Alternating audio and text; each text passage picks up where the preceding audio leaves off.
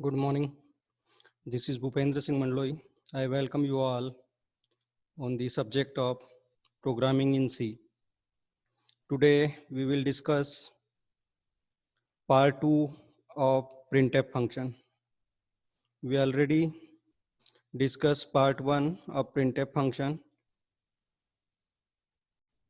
अगर आप लोगों ने पार्ट 1 नहीं देखा है तो पहले आप पार्ट 1 देखिए, उसके बाद पार्ट 2 देखिए। प्रिंटफ की आपको 100% क्लियरिटी आ जाएगी, कैसे प्रिंटफ काम करता है, फंक्शन का डिक्लेरेशन क्या होता है, फंक्शन का प्रोटोटाइप क्या होता है, फंक्शन का डेफिनेशन क्या होता है, फंक्शन कॉल किसको बोलते हैं, यूज़र डिफाइंड फंक्शन क्या होता है, लाइब्रेरी फंक्शन क्या होता है। तो ये आपको पार्ट 1 से थोड़ी क्लियरिटी आ जाएगी। उसके बाद आप पार्ट 2 देखेंगे तो आपको 100% प्रिंटफ के बारे में क्लियरिटी आ जाएगी।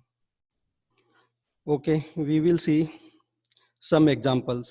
We will see by the practical. Okay, so we will see by the practical. यहाँ पर हम एक प्रोग्राम बनाते हैं। सी प्रोग्राम को .c से सेव करना कंपलसरी है।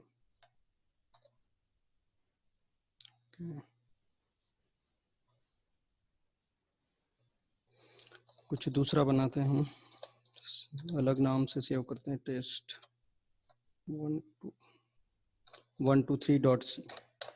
ओके, तो हमें पता है कि प्रोग्राम का एग्जीक्यूशन कहाँ से होगा, मेन फंक्शन से। तो जितना भी कोडिंग आपको लिखना है वो कहाँ लिखना है, मेन फंक्शन में। और यहाँ पर वॉइड क्या है, रिटर्न टाइप है। किसी भी प्रोग्रामिंग लैंग्वेज में फंक्शन का कोई ना कोई रिटर्न टाइप जरूर होता है। अगर यहाँ पर वॉइड लिखा है, इसका मतलब है कि जो मेन फंक्शन है वो कोई भी वैल्यू रिटर्न नहीं कर रहा है। Main function is not returning any value. Void means no return, no return. Okay, इस प्रोग्राम को हम कंपाइल करेंगे तो ये सक्सेसफुली कंपाइल हो जाएगा। ओके, सपोज करो यहाँ पर जरूरी नहीं कि हम वॉइड ही लिखें, इसका रिटर्न टाइप हम चेंज कर सकते हैं। सपोज करो हमने क्या लिखा, इंट लिखा। ठीक है, प्रोग्राम को सेव किया और फिर कंपाइल किया तो यहाँ पर एक वार्निंग आ रही है। वार्निंग बोल रहा है कि function should return a value, function should return a value. ठीक है, इसको हम रिमूव कर सकते हैं using the return statement. Return, return में हम कुछ भी लिख सकते हैं। रिटर्न को हम इस टाइप से भी लिख सकते हैं, रिटर्न इज अ स्टेटमेंट, याद रखिएगा। सपोज करो इसके अंदर हमने 0 लिख दिया तो it will return 0 value, it will return 0 value. आपने देखा इसकी वार्निंग चली गई। और ये वैल्यू रिटर्न कहाँ पर होगी, कंपाइलर के अंदर जहाँ पर इस फंक्शन को कॉल किया है। ठीक है, हम यहाँ पर कुछ भी वैल्यू रिटर्न कर सकते हैं, कुछ भी, है ना। लेकिन वो वैल्यू इंटीजर टाइप की होना चाहिए अगर आपने इंट लिखा है तो। और सेम स्टेटमेंट को हम इस टाइप से भी लिख सकते हैं, रिटर्न 5 सेमीकोलन। ठीक है, return is a statement, return is a statement, याद रखिएगा। ठीक है, यहाँ पर कोई एरर नहीं। ओके, तो अगर आप प्रोग्राम में मेन फंक्शन का रिटर्न टाइप इंटीजर या कुछ और लेकर चल रहे हैं तो last statement will be return. Return statement last में होना चाहिए। जैसे we are discussing printf function. ठीक है, तो हम एक CLR SCR फंक्शन लगाते हैं जो क्या करेगा, स्क्रीन को क्लियर करेगा। उसके बाद हमने लिखा यहाँ पर printf,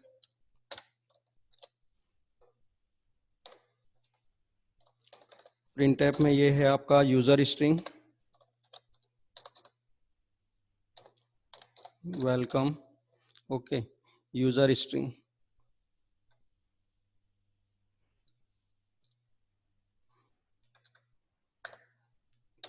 gate C H function का हम एक स्पेशल वीडियो देखेंगे जिसमें आपको पूरी क्लियरिटी आ जाएगी। ठीक है, यहाँ पर क्या बोल रहा है ये, function should return a value, function should return a value. अब रिटर्न स्टेटमेंट को कहाँ लिखेंगे हम, यहाँ पर लिख कर देखते हैं, रिटर्न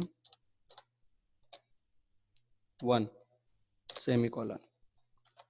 ठीक है, तो यहाँ पर एक दो वार्निंग आ गई, अनरीचेबल कोड, कि अगर ये रिटर्न कर देगा तो रिटर्न स्टेटमेंट कहाँ जाएगा, रिटर्न स्टेटमेंट यहाँ पर सीधा कंपाइलर के अंदर जाएगा और वापस बेक नहीं होगा। तो जो आपका गेट ch है, इसके बाद जो भी कोड लिखा है वो एग्जीक्यूट नहीं होगा। तो रिटर्न स्टेटमेंट कहाँ पर होना चाहिए, return statement should be last statement in our block और प्रोग्राम। सो रिटर्न, इस वार्निंग को खत्म करने के लिए हम यहाँ पर लिख देते हैं रिटर्न 0। फिर इसको हम सेव करते हैं, कंपाइल एंड रन। ठीक है, it will print welcome, it will print welcome. Okay, कुछ और देखते हैं हम इसमें प्रिंटफ फंक्शन में।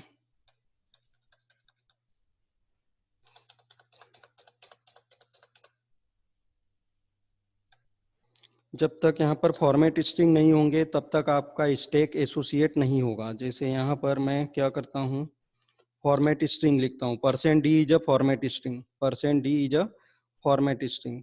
ओके, और यहाँ पर मैं कुछ वेरिएबल लिखता हूँ। अगर आपने वेरिएबल वाला लेक्चर देखा है तो यहाँ पर आपको क्लियरिटी आ जाएगी इसकी। Okay, we initialize a equal to 10 and b equal to 20। ठीक है, तो इस केस में क्या होगा, एक स्टैक यहाँ पर जैसे ये स्टेटमेंट एग्जीक्यूट होंगे तो एक स्टैक जनरेट होगा जिसमें सबसे पहले क्या होगा, 10 पुश होगा और 10 के बाद 20 पुश होगा, और 20 हमारा क्या होगा, टॉप ऑफ स्टैक होगा। 20 will be the top of stack. मतलब हम जब भी वैल्यू एक्सेस करेंगे तो कहाँ से होगी, सबसे पहले वैल्यू 20 आएगी, उसके बाद 10 आएगी। ठीक है, तो इस प्रोग्राम का आउटपुट क्या होगा, इस प्रोग्राम का आउटपुट होगा 20। ठीक है, चेक करते हैं। ठीक है, ये ऑलरेडी हमने जब वेरिएबल्स पढ़े थे तब हमने देख लिया था कि इस टाइप से क्यों दे रहा है, B is assign a value that is never used, A is assign a value that is never used. अगर आपको इसकी क्लियरिटी चाहिए तो वेरिएबल्स वाला लेक्चर आप देख सकते हैं। ठीक है, इसको रन करते हैं तो आउटपुट विल बी 20। ठीक है, तो जितने भी आप प्रिंटफ लिखेंगे, जितने भी प्रिंटफ लिखेंगे उनके साथ सेम स्टैक क्या होगा, एसोसिएट होगा। अगर आपने केवल क्या यूज किया है, फॉर्मेट स्ट्रिंग यूज किया है। ठीक है, यहाँ पर सपोज करो कि हमने क्या लिख दिया, यहाँ पर स्लेश एंड न्यू लाइन पर प्रिंट होगा और उसके बाद फिर लिखा हमने %d। ठीक है, तो यहाँ पर आउटपुट क्या होगा, कुछ लोगों को ऐसा लग रहा होगा कि 20 के बाद 10 न्यू लाइन पर आएगा, 20 और 10। ठीक है, लेकिन ऐसा नहीं होगा। जब ये प्रिंटफ एग्जीक्यूट होगा तो ये लिंक होगा किससे, स्टैक से, और टॉप ऑफ स्टैक पर 20 है तो 20 को क्या करेगा, एक्सेस करेगा, 20 को एक्सेस करेगा। जब ये प्रिंटफ एग्जीक्यूट होगा तो फिर से सेम स्टैक से एसोसिएट होगा, और फिर टॉप एलिमेंट्स को उठाएगा। ठीक है, तो इसका आउटपुट देखते हैं हम, तो आपको क्लियरिटी आ जाएगी। ओके, वार्निंग को मत सोचिए।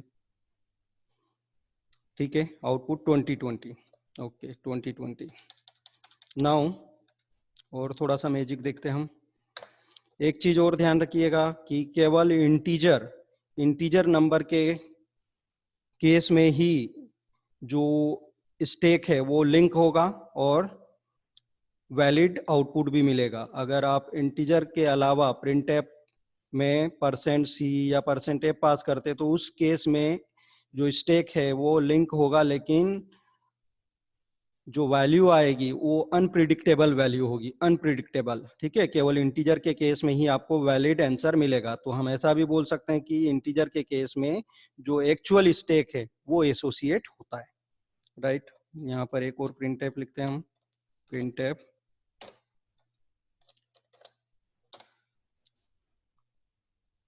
Okay, use /n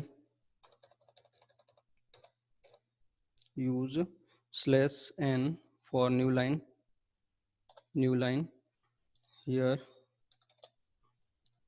we write %d again /n, just a minute।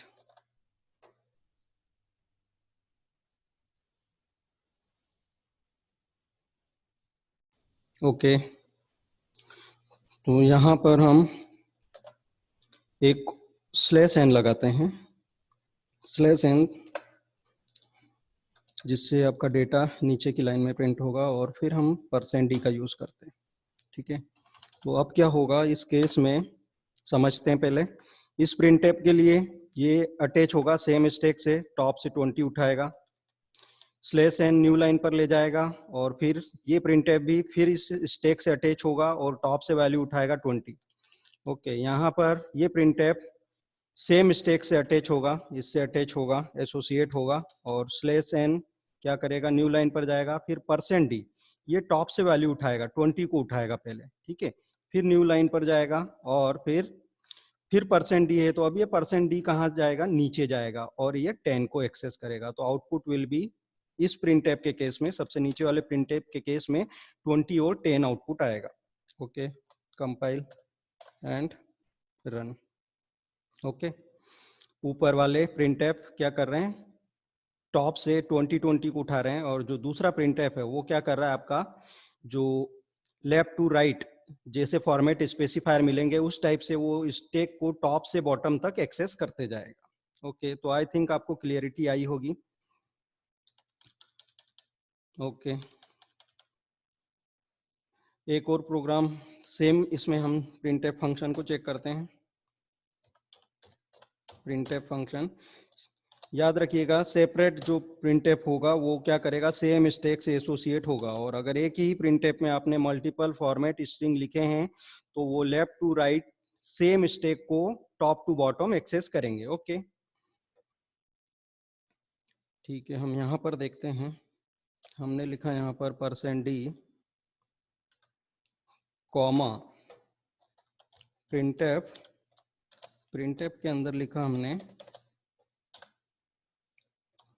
Hello hello, ठीक है। अब बताइए इसका आउटपुट क्या होगा।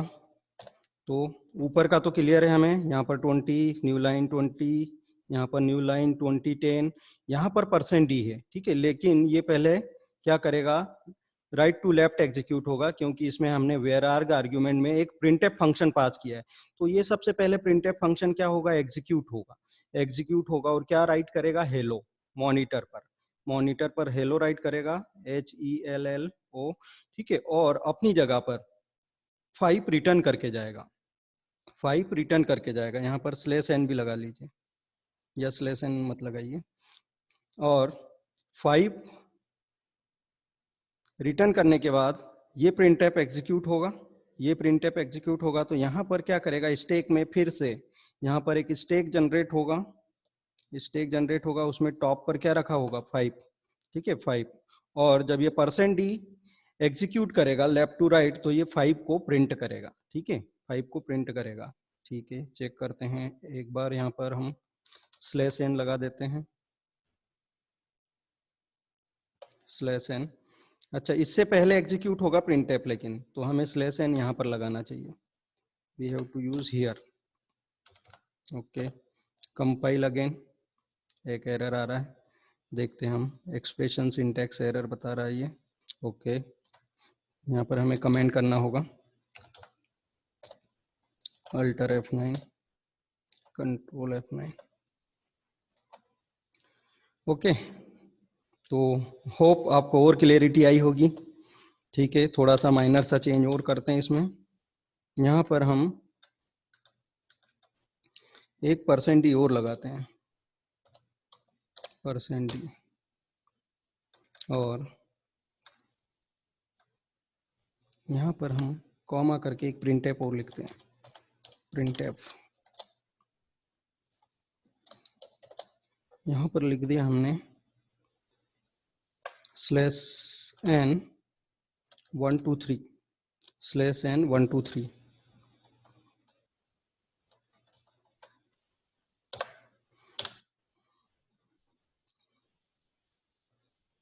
यहाँ पर भी हम /n लगा देते हैं।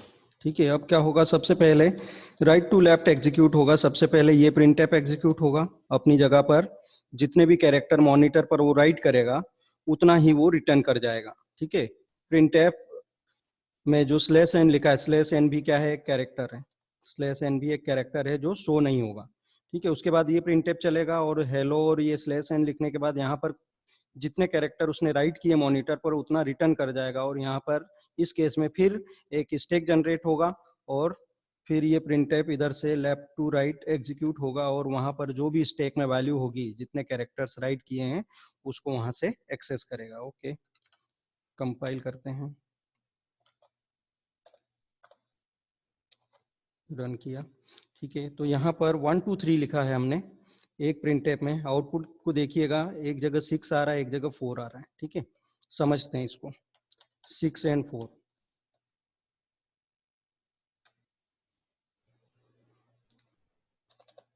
6 एंड 4 आ रहा है। ठीक है, तो सबसे पहले क्या हुआ, ये 1 2 3 चला। ठीक है, और स्टैक के अंदर क्या हुआ, यहाँ पर इसने स्लैश एन पहले राइट किया, उसके बाद 1 2 3। ठीक है, आप स्लैश एक अलग कैरेक्टर नहीं है, स्लैश और एन दोनों मिलकर सिंगल कैरेक्टर है। स्लैश और एन मिलकर क्या है, सिंगल कैरेक्टर। तो 1 character, 2 character, 3 character and 4 character. तो ये क्या करेगा, स्टैक के अंदर 4 को इंसर्ट करेगा। उसके बाद ये प्रिंटफ एग्जीक्यूट होगा। ठीक है, ये प्रिंटफ एग्जीक्यूट होगा तो ये हेलो प्रिंट करेगा। ठीक है, हेलो में 5 कैरेक्टर्स है, बट स्लैश एन एक सिंगल कैरेक्टर है, तो इसलिए यहाँ पर हेलो प्रिंट करने के बाद ये स्लैश एन न्यू लाइन पर कंट्रोल को ट्रांसफर कर देगा और यहाँ पर अपनी जगह पर 6 रिटर्न करेगा और वो स्टैक के अंदर क्या हो जाएगा, पुश हो जाएगा। अब ये राइट से चलेगा, तो 6 स्टैक में टॉप पर है, तो इसलिए ये सबसे पहले क्या उठा रहा है, 6 उठा रहा है, और उसके बाद क्या उठा रहा है, 4 उठा रहा है। ठीक है, 1 2 3 पहले प्रिंट होगा, हेलो उसके बाद में प्रिंट होगा। एक बार हम फिर से इसका आउटपुट दिखा देते हैं। ओके, तो आई थिंक आपको प्रिंट एप फंक्शन की क्लियरिटी आ गई होगी। एक दो बार आप वीडियो देखेंगे तो आपको 100% प्रिंट ऐप का अच्छा नॉलेज आ जाएगा। Thank you all of you. अगर आप इस चैनल पर नए हैं तो सब्सक्राइब कर दीजिए, शेयर भी कर दीजिए और बेल आइकन को भी प्रेस कर दीजिए। और वीडियो अगर आप पहले से सब्सक्राइब कर चुके हैं और वीडियो अच्छा लगता है आपको तो अपने फ्रेंड्स को ज़रूर शेयर करें। Thank you.